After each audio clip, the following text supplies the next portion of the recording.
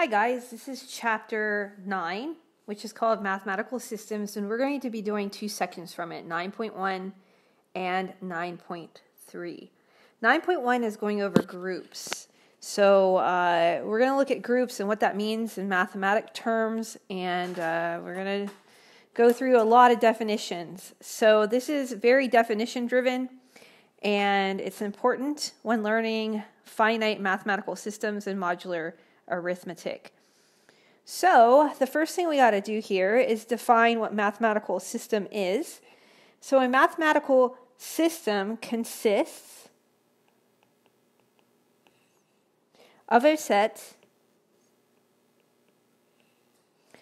of elements and at least one binary operation. I know in chapter 4 we talked about binary meaning base 2. In this case, binary does mean 2, but it means a little bit of a different thing. So what binary operation is an operation or rule that can be performed on two and only two elements. This is important. Of a set. The result is a single element. This is also important. So what does it mean to be binary? So is this binary? Adding two numbers together. So let's see what happens. If I have 5 plus 4, what's that equal? Hopefully you said 9. Okay, so addition, I'm adding one digit to another digit and I get a digit as an answer. So I'm performing addition on two elements and getting one element as a result. So is it binary? The answer for this one would be yes. Multiplying two numbers together, let's check that out. So let's say I have 4 times 8. So that equals 32. Okay, so I'm multiplying two elements and I'm getting 1. So is that binary? The answer is yes. The last one says find the reciprocal of a number. Okay, finding a reciprocal number would read like this. Find the reciprocal of 5. And the answer to that would be 1/5. So I'm not doing an operation on this. I'm finding the reciprocal, but I'm only getting one result with one number. So what is this binary? And the answer is going to be no for this one. So I have to be doing something to it, like adding, subtracting, multiplying, dividing. That all will work. So we're going to do the next portion, which is an introduction to mathematical sets, because in your homework it goes over and asks you about certain sets. So if you don't know them, this is going to cause a little bit of trouble. So the first set we're going to look at is the set of natural numbers. Usually it's denoted with an uppercase N. And the natural number set are digits 1, 2, 3, 4, and it goes on and on. And in fact, that's what those 3 dots mean. So the natural number set starts with 1 and keeps on going in whole number increments. Speaking about whole numbers, and I'm just going to use a capital W to represent them, it's a natural number set, but it includes 0. So I like to say that this is kind of like if you think of a donut hole, it looks like a 0. Maybe that helps you with the natural numbers. That's the whole number set. And now we're going to have a set that's a little bit bigger, and it's called integers. And it's usually denoted as a capital letter I. And the integer number set are all positive values, 0, and all negative values. So we get this. Dot, dot, dot, -3, -2, -1, 0, 1, 2, 3, dot, dot, dot. That is the set of integers. Notice we don't have fractions. We don't have decimals. It's just the simple whole numbers, but negative numbers as well. So now the next larger set in mathematics is a rational number set, and I am going to call this R, not to be confused with the real number set, and I'll show you what that looks like in a moment. So the set of all rational numbers are the set of integers plus all fractions and decimals. They write this up as P over Q, where Q can't equal 0. All they're saying is, hey, I can get a fraction because, P could be like something like 4 and Q could be 5. And if I divide 4 over 5, I get 0.8. So that's what they're talking about when they say the rational number set is P over Q, where Q can't equal 0. And then we have this set of irrational numbers.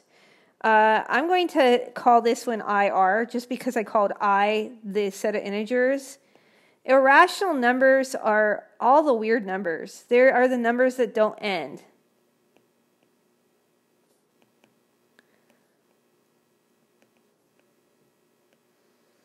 And don't come out to be the set of rational numbers.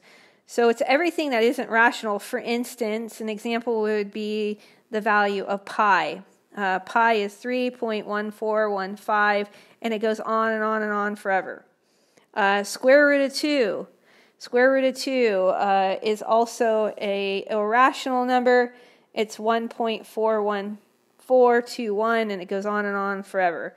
By the way, not all of the square roots fall in the set of rational numbers. For instance, I've had the square root of 9. By the way, that equals just 3. So 3 is actually an integer, whole number, natural number, or a rational number. So I don't want to include that. So what I'm going to do is go ahead and erase it from there. Okay, so I just wanted you to know that the square roots are the ones that don't evaluate to a positive whole number. Okay. So the set of real numbers. The set of real numbers is everything. And usually it's denoted as a double-lined R. So these are the rational number set.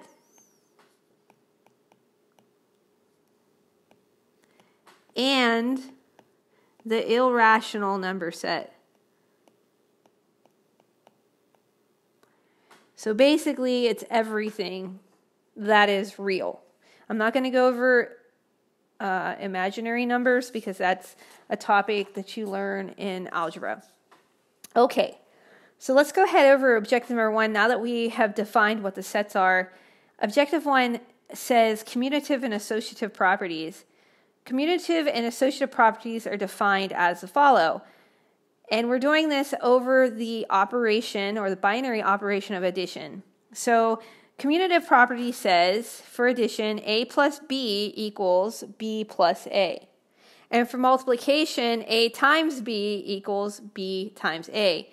So what commutative property is saying is, hey, I can change the order of two numbers that I'm adding together, but I'm still going to have the same sum.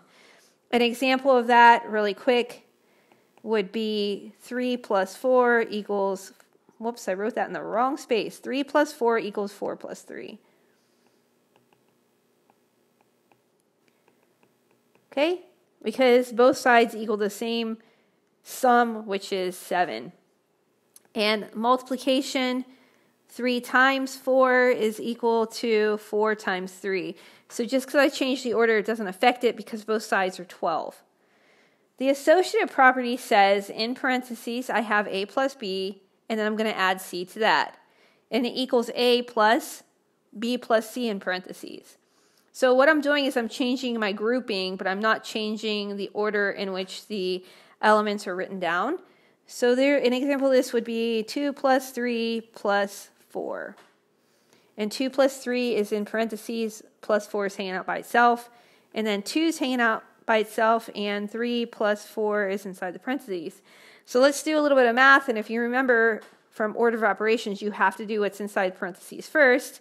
So I get 5 plus 4 on this side, which equals 9. And on the other side, I get 7 plus 2, which also equals 9. So this checks out. Associative properties, it's the same thing. I keep the numbers in order and I just change a grouping. So let's see if this works. 1 times 2 times 3. So I have 1 and 2 in parentheses, and then 3 is hanging out by itself. And then I write them in the same order, but I put 2 and 3 together this time around. So 1 times 2 is 2, 2 times 3 equals 6, and 1 times 2 times 3, 2 times 3 is 6. So 2 times 3 is 6, and 1 times 6 is 6. So this checks out as well. So we can conclude that, these properties work.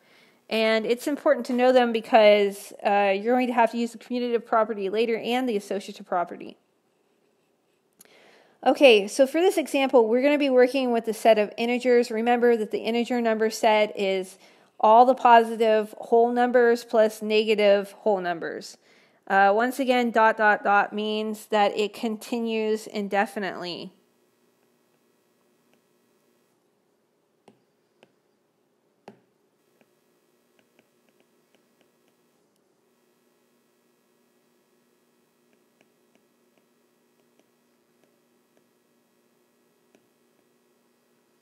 Okay? All right. So the first question that we run into in this section is the integer commutative under the operation of addition and multiplication. So we're looking at the commutative property, and we're looking at the operation of addition and multiplication. So let's break it down for commutative property for addition first. Okay. So integers are -1, -2, -3, 0, 1, 2, 3.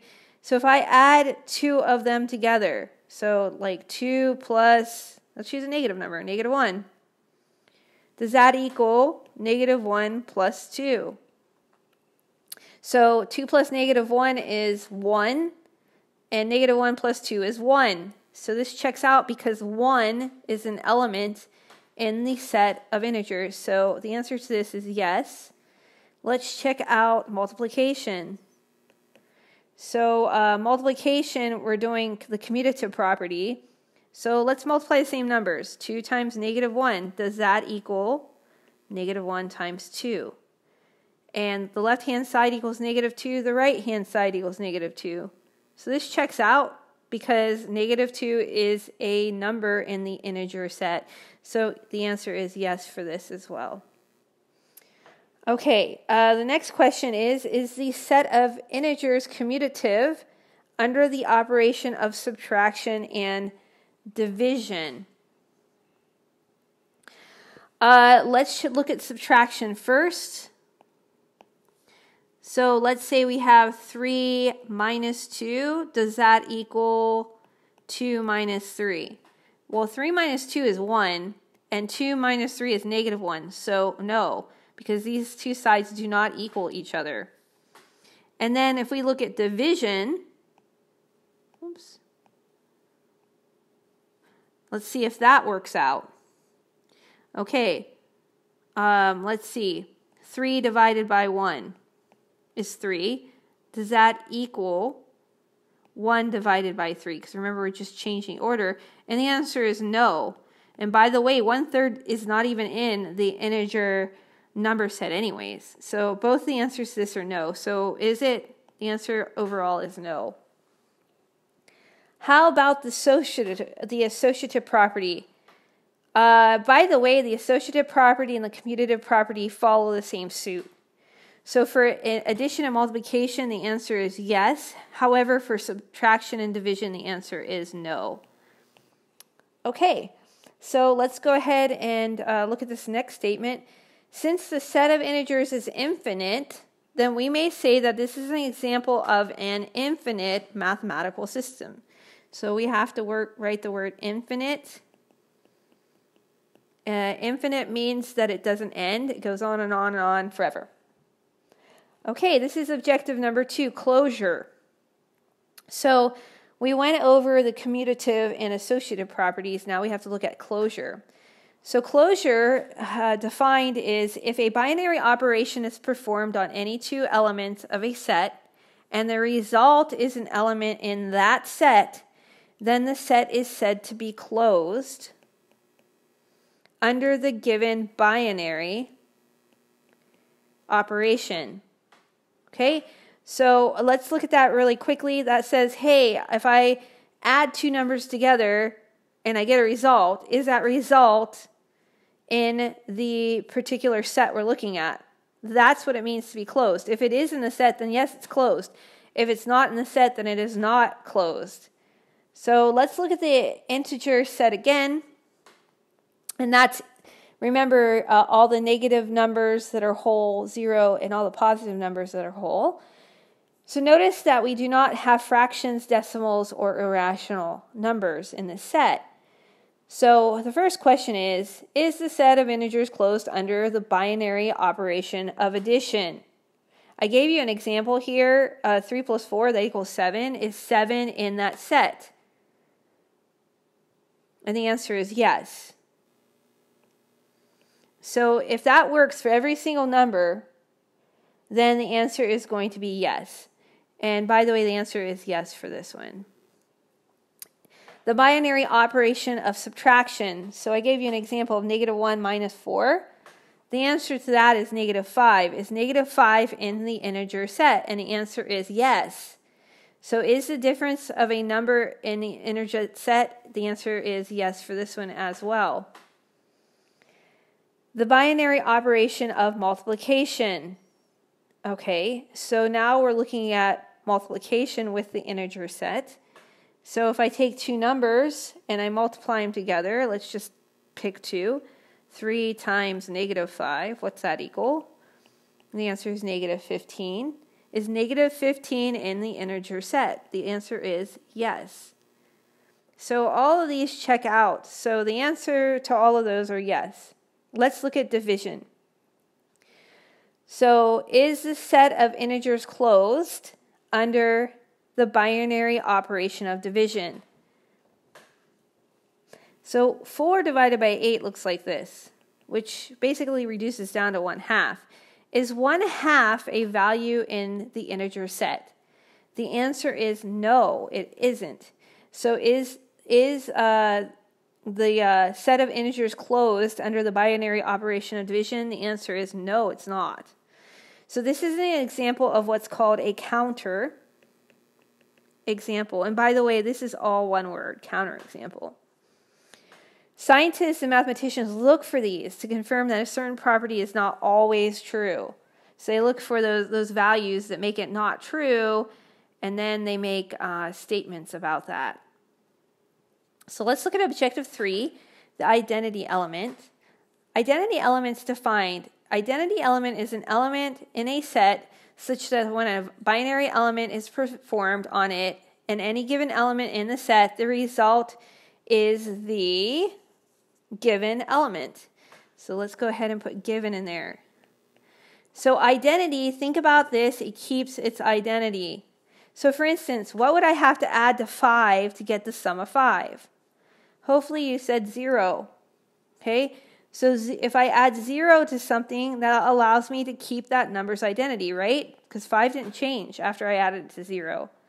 What would I have to multiply by 5 to get 5? And hopefully you said 1.